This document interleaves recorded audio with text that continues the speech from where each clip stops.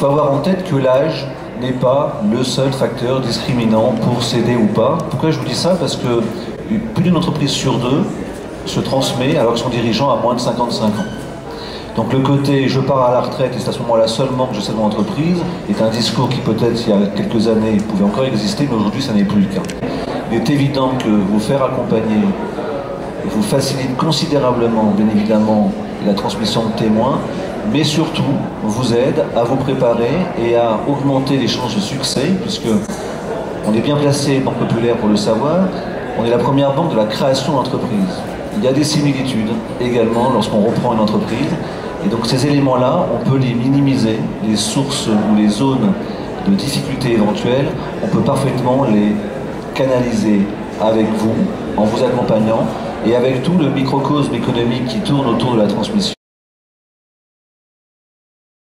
Ce qui caractérise pour nous ce dossier, c'est que ce client, en fait, a anticipé. C'est-à-dire que 5 ans avant la date qu'il prévoyait comme départ, il a voulu commencer à chercher un repreneur éventuel. Alors pourquoi 5 ans? On lui a posé la question à l'époque. Il nous a dit parce que j'ai une idée très précise du type de repreneur que je veux.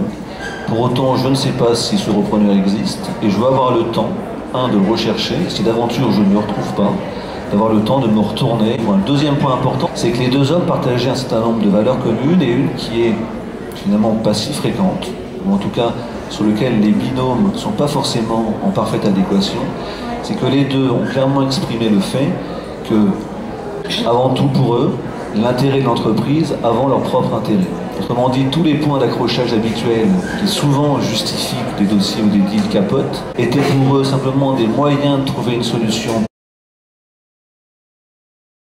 Une bonne transmission, à mon sens, tourne autour de 6 paramètres principaux. Préparation. Il est primordial et nécessaire à ce que le cédant soit psychologiquement prêt à céder son entreprise, ou tout simplement ce qu'il a bâti. Le repreneur, lui, doit être également motivé et n'avoir aucun doute sur sa volonté à acheter l'entreprise. Savoir s'entourer, deuxième élément, l'intermédiaire qui permet de faciliter les échanges entre cédants et acheteurs, les avocats et un expert comptable sont très souvent nécessaires. Social, l'ensemble des salariés de l'entreprise qui est en passe d'être transmise doit être correctement informé en amont. Une fois l'acheteur connu et la volonté commune d'y aboutir, le cédant doit informer son environnement social de la culture, de la volonté et de la philosophie du repreneur. Clientèle. La clientèle doit être préparée le plus en amont possible et présentée durant l'accompagnement. L'accompagnement enfin.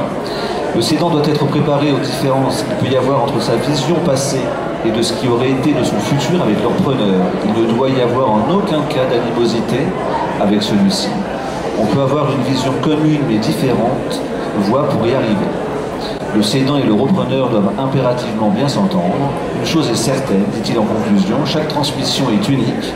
Si les 6 paramètres sont bien appréhendés, alors la transmission sera aussi bien positive pour le vendeur, qui pérennisera sa construction, et l'acheteur qui pérennisera son achat.